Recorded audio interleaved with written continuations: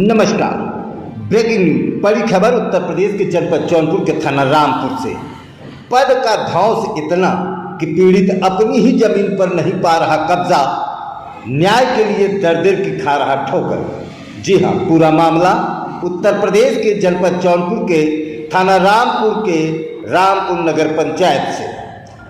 आपसे बता दूं कि जब हमारे संवाददाता की बातचीत पीड़ित विशाल जायसवाल से हुई तो उन्होंने बताया कि सर, यह जमीन है जिसमें हमारे पिताजी 4 भाई हैं, जो कि चारों इस जमीन पर खातेदार हैं और सभी के जिम्मे 4-4 डिसमिल जमीन पड़ रही है, जिसमें कुछ हिस्सा मैं किसी अन्यत्र व्यक्ति से बैनामा कराकर उस पर निर्माण कार्य कर रहा था। जैसा कि आप विजुअल में देख पा रहे हैं कि ये गेट है जो कि बैनामा कराई हुई जमीन का गेट है, जिसके सामने ये बाउंड्री वाल बनवा रहे थे, उसको कब्जा कर रहे थे।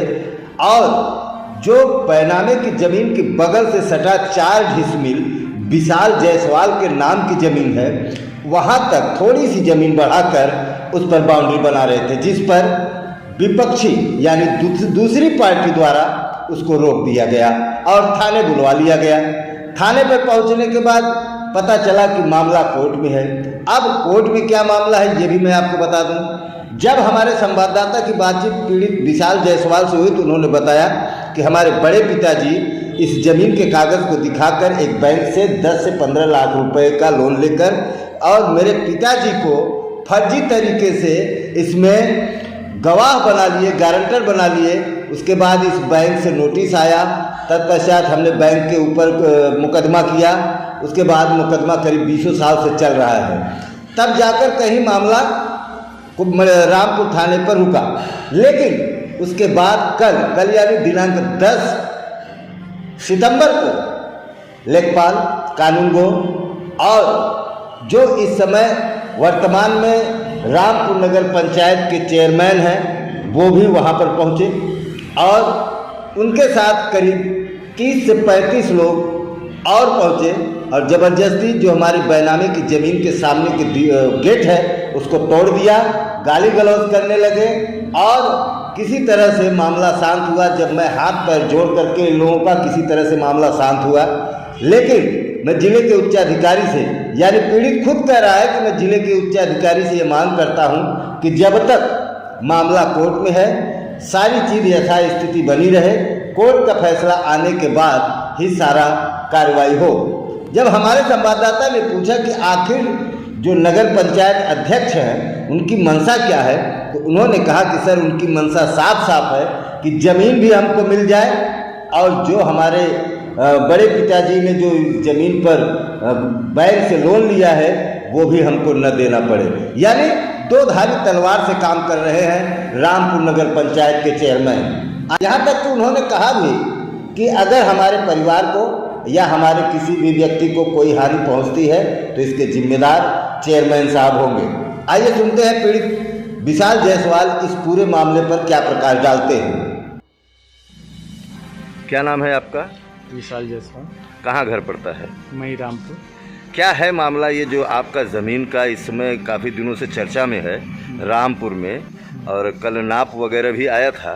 क्या है ये पूरा मामला, ज़रा सिलसिलेवार तरीके से आप बताइए और हमारे चैनल के माध्यम से अधिकारियों तक अपनी बात को सिलसिलेवार तरीके से पहुंचाइए, जिससे आपकी बात को वो समझ सके।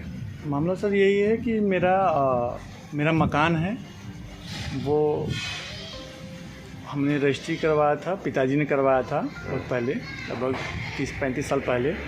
वो मेरा बना हुआ है। उसके बगल में एक खाली ज़मीन है जी, जिसको हमने बाउंड्री वाल करके घेर रखा है जी।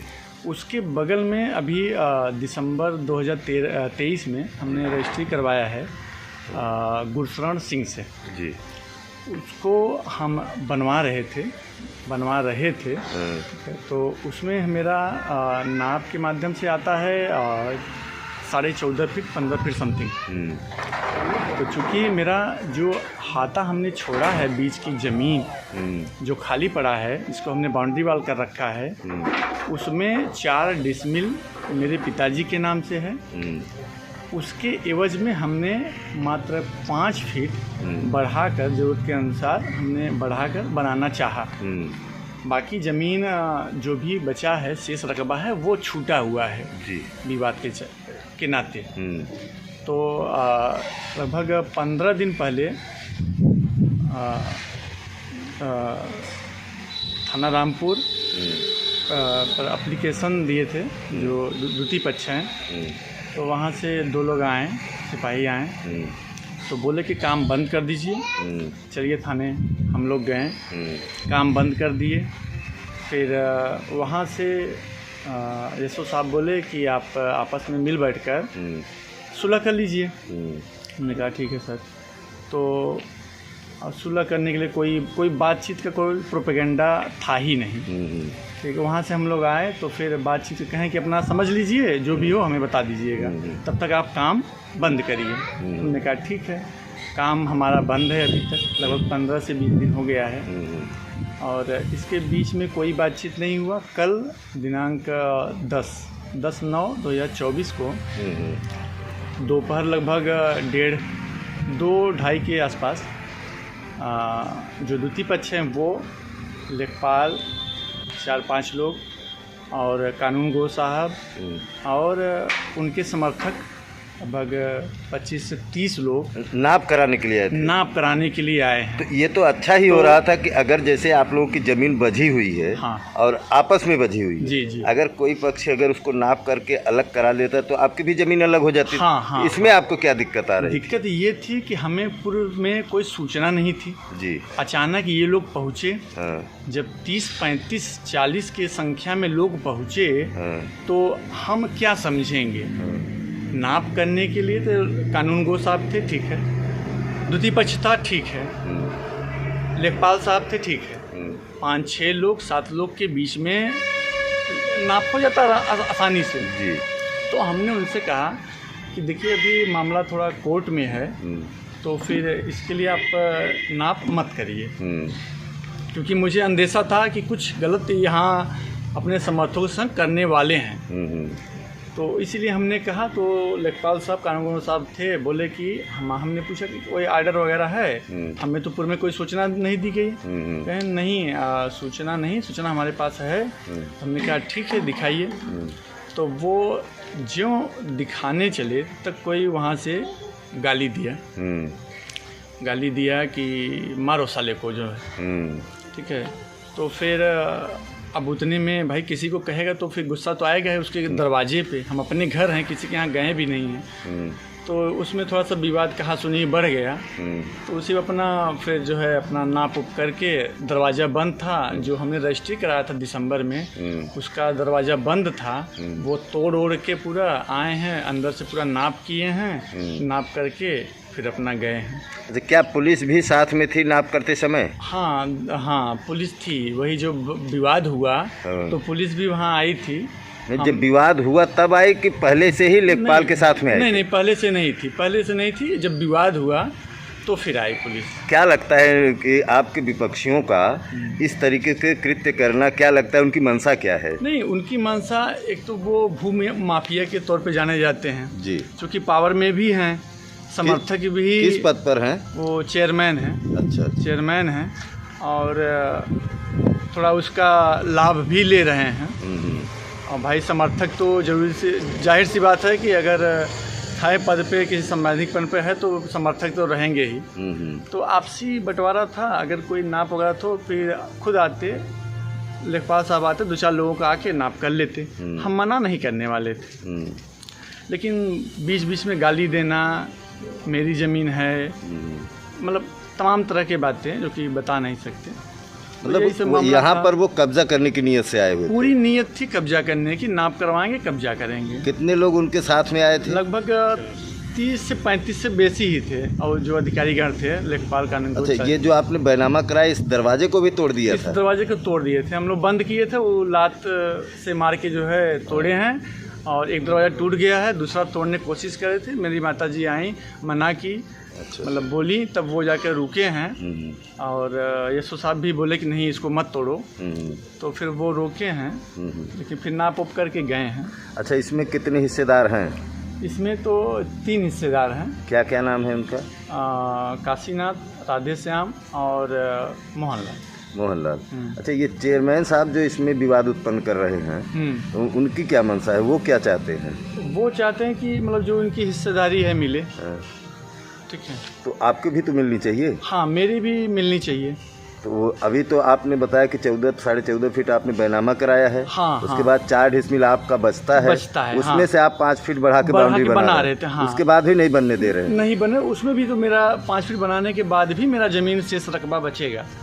ये झगड़ा नहीं रगड़ा दिख रहा है। बस वही सब है। और क्या वो बाहुबली में ज्यादा है? पूरा पद भी है भाई, चेयरमैन है, पद भी है। हाँ, पद भी। आप हमारे चैनल के माध्यम से जिले के जो उच्चाधिकारी हैं, खास करके डीएम महोदय से क्या अनुनय विनय करना चाहेंगे, या एसडीएम महोदय से क्या कहना चाहेंगे? यही कहना चाहेंगे कि जो भी वास्तविक कार्रवाई हो हमें मतलब बता के किया जाए, कोई हमें आपत्ति नहीं है।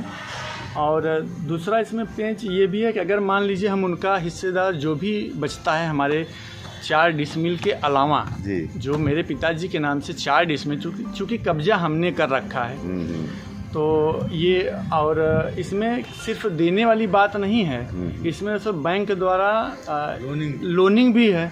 क्या लोनिंग है इसमें? कौन लिया है? इसमें जो हमारे बड़े पिताजी थे वो सोहनलाल जी, उन्होंने पता नहीं कैसे लोन ले लिया है। उसमें लगभग 10 से 15 लाख जो भी हो, एग्जैक्ट अमाउंट नहीं पता है, तो लोन ले लिया है। और अगर वो अपना हम उनको दे देंगे, क्योंकि केस 25 साल से हमारे पिताजी लड़ रहे हैं, सारा खर्चा हमारे पिताजी वहन कर रहे हैं। अगर हम उनको दे भी देते हैं, ठीक है, या किसी तरह से ले लेंगे, तो वो अपना किनारा कर लेंगे। केस हम लड़ रहे हैं, फिर हम लोन भरें, वो कर्जा आपके ऊपर आ जाएगा। कर्जा मेरे ऊपर आ जाएगा। किस बैंक का लोन है? कहाँ का है ये बैंक? कश्मीर भदोही का है जी। इसमें जो जमीन है वो जो भाई सभी लोगों की जमीन थी। हाँ। उसमें उन्होंने गिरवी रख करके आपके पिताजी को गारंटर बना दिया। गारंटर मेरे पिताजी और बड़े पिताजी दोनों लोग के गारंटर फर्जी तरीके से बनाया है। अच्छा। जिसका सत्यापन भी हो चुका है। और कितने साल से मुकदमा चल रहा है? लगभग 1997 से है। 2004 से है। मतलब उनकी ये मंशा है कि जमीन भी मुझे मिल जाए और कर्जा भी मुझे न देना पड़े। हाँ, ये मंशा है। हाँ। बताइए, क्या आप एसडीएम साहब से क्या कहना चाहेंगे कि इस ज़मीन को लेकर के जो विवाद हो रहा है, और जैसा कि आता है ये कि ज़्यादा करके जो हल्का लेखपाल होते हैं, विवाद का जड़ यही राजस्व से संबंधित जो विवाद है इन्हीं से होता है, क्या कहना चाहेंगे उनसे? कहना यही चाहेंगे, जो पहले तो जो लोनिंग वाला सिस्टम है जी, वो कोर्ट में चल रहा है, उसको वेरीफाई अगर जब हो जाए तभी इसमें कब्जे वाली बात, नाप वगैरह जो भी प्रक्रिया हो वो करें, ताकि हम भी तो संतुष्ट रहें कि हम इनको ये करवा के अपना ले लें, फिर हम केस हम लड़ें और लोन हम भरें। ये तो अपना ले लिए, 25 साल से हम लड़ रहे हैं, कब्जा हमने कर रखा है। 25 साल तक कोई 1 रुपया कोई लगाने नहीं आया, देखने नहीं आया। अच्छा, अगर हमने सही समय पे अगर इसको अपने कब्जे में न लिया होता तो अब तक बैंक वाला कुर्क कर चुका होता। बैंक वाला कुर्की का नोटिस भी चस्पा कर चुका है 2 बार जी। लेकिन चूंकि न्यायालय में मामला हमने दाखिल किया था मेरे पिताजी ने, इसीलिए वो शांत है। मुकदमा चल ही रहा है। मुकदमा चल रहा है लोन वाला। कहना चाहेंगे कि बार बार आके मतलब अपने समर्थकों तक या जो भी उनके समर्थक हैं वो लोग आके तरह तरह के प्रोपेगेंडा फैलाते हैं और धमकी भरे लम्हे में कहते हैं। तो इससे हम अकेले हैं, 3 भाई हैं और उनका समर्थक ज़्यादा है, परिवार भी बड़ा है। तो फिर हम निवेदन करना चाहेंगे महोदय से कि हमारे दरवाजे पे कोई भी किसी भी तरह का व्यक्ति न आए, कार्य न हो, या भविष्य में अगर कुछ भी होता है हमारे परिवार साथ या हमारे साथ, तो उसकी जिम्मेदारी द्वितीय पक्ष यानी चेयरमैन साहब की होगी।